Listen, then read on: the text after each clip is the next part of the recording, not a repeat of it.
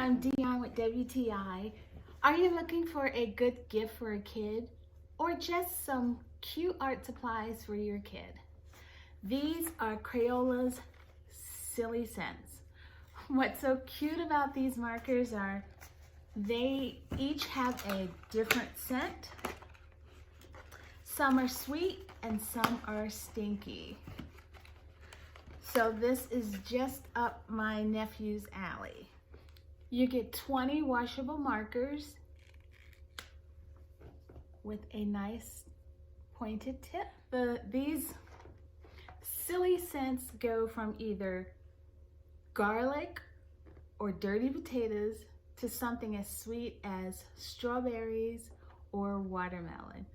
So I think any kid would be excited to open up this box of markers, and that's my point of view.